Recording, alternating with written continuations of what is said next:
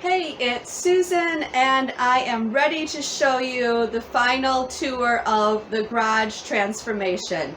Here we go.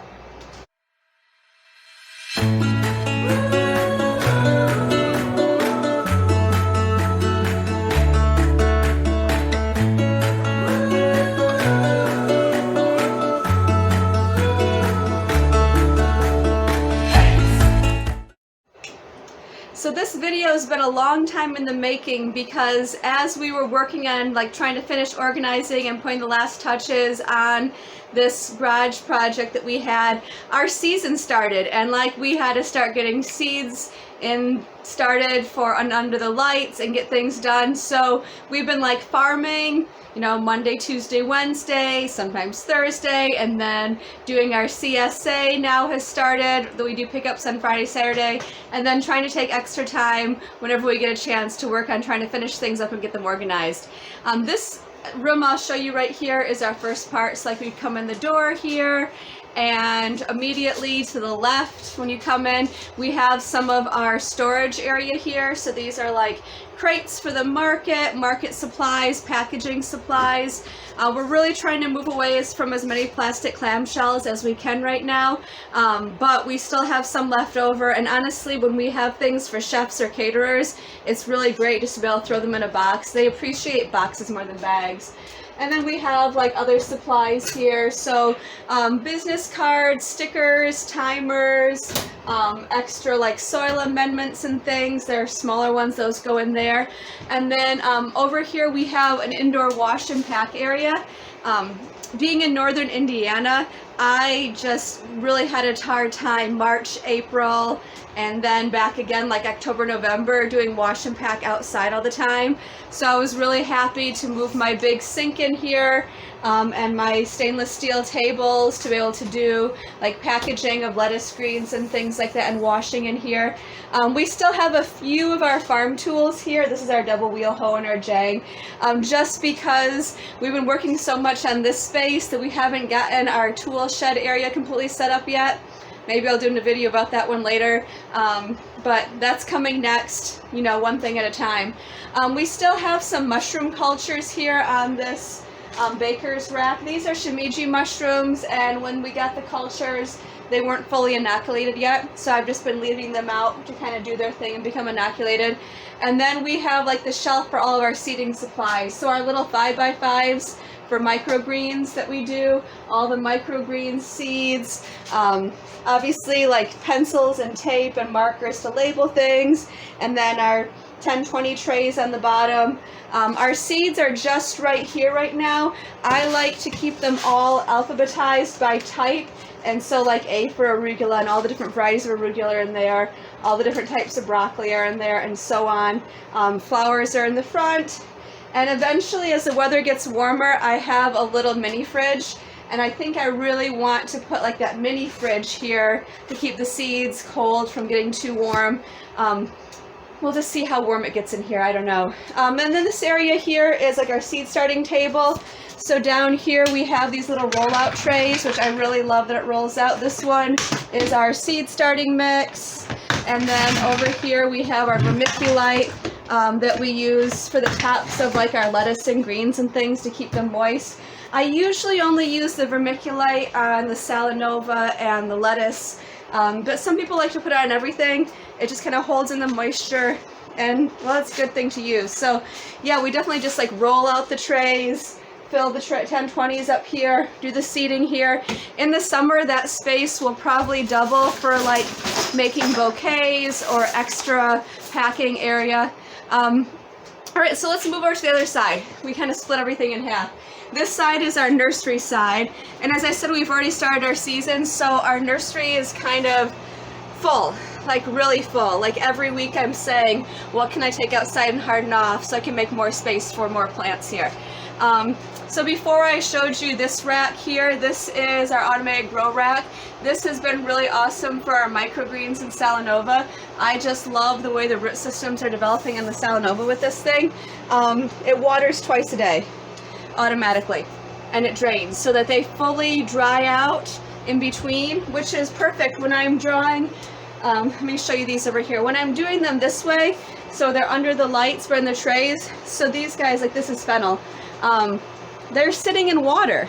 And it's okay, especially when the seeds are just starting, but they develop way better root systems if they can get wet and then dry out and get wet again. That twice a day, and that is like great for root systems. So I'll probably be looking into investing into another one next year, especially for all of the head lettuce that we do, because I don't have space right now in that big rack to do both the Salanova, the microgreens, and the head lettuce. So I'm kind of having to share space, and it's just, I don't know if you know, I'll show you sometime when we're out doing transplants, but if you can like have a good root system and just be able to pull out that plug and throw it in the ground, and it's really strong, it makes it so much better. So you can see our peppers here are already getting going. Peppers look really awesome this year. We've got celery going, we've got lettuce going, we've got eggplants up here. Tomatoes are still small. I don't know if you guys realize, like tomatoes grow really, really fast, and they start much later than peppers, because if you start them too soon, they're going to get huge and leggy, and we're already running out of space for everything else. So you can imagine we quickly run out of space by the time we pot up the peppers. Cabbage, bok choy, we've got flowers down here, snapdragons, celosia, marigolds are already going. All sorts of stuff. So yeah, this is our nursery side. We do have a little bit of storage space up here for extra trays and things like that. This little guy up here, I don't know if you can see him, see that blue light?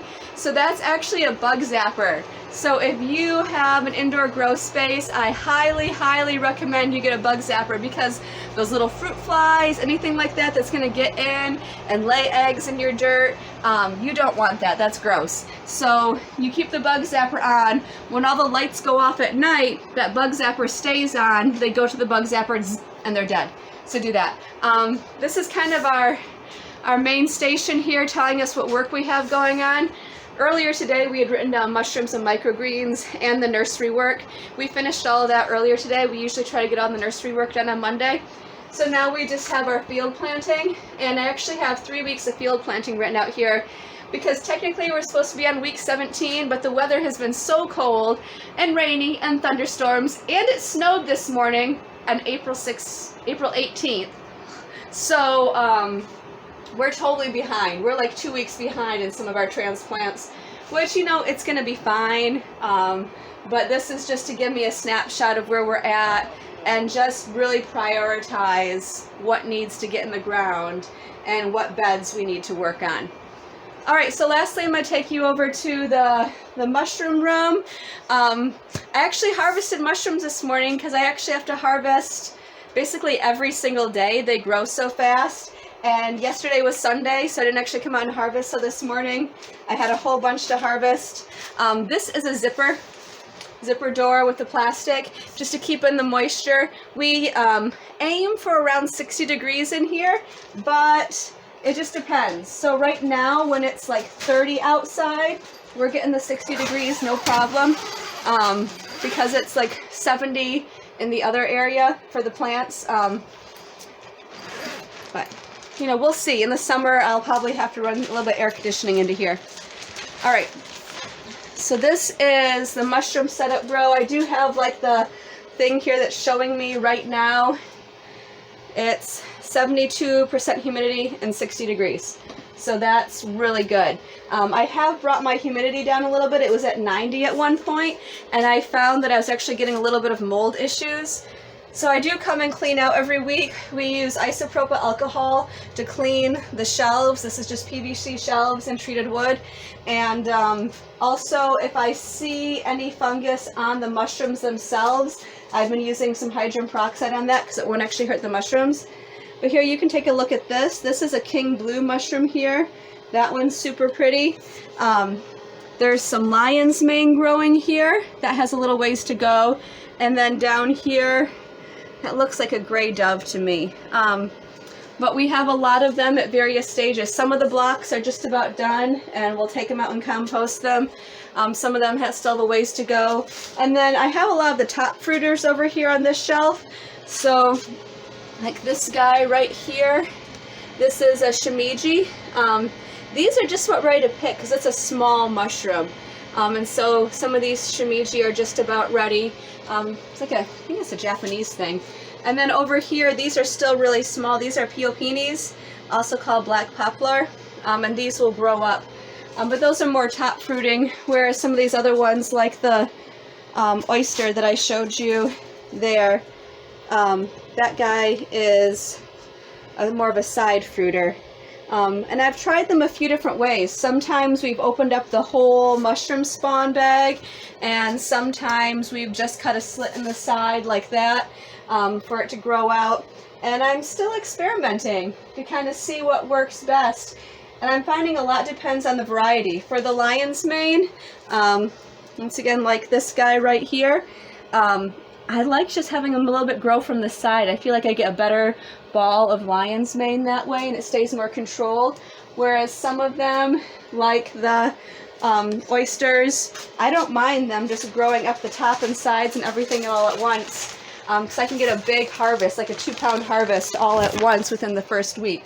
So I'm kind of figuring it out as I go. It's my first year growing mushrooms, but so far it's been really great. We document over here all what we start every week and how many pounds we get from different things. So I'm hoping that I can kind of find some patterns over time and get used to things. But basically that's the gist of it. We have the wash pack area, the nursery area, and the mushroom area. And just to remind you, we're an urban farm, so we're small. We encompass about 4 urban lots, and I would say it's probably just under an acre total. It's kind of hard to measure a little bit when you're putting 4 different things together, and they're like, you know, 0.3 acres approximately, plus something else, 0.3 acres, or different things. And but that's it. That's why our nursery is packed, and I know that's something we're gonna have to work on in the future if we're going to expand anymore. But I think I'm pretty happy with where we're at as far as the space and goes. So I hope you enjoyed the tour of our new wash and pack and nursery space.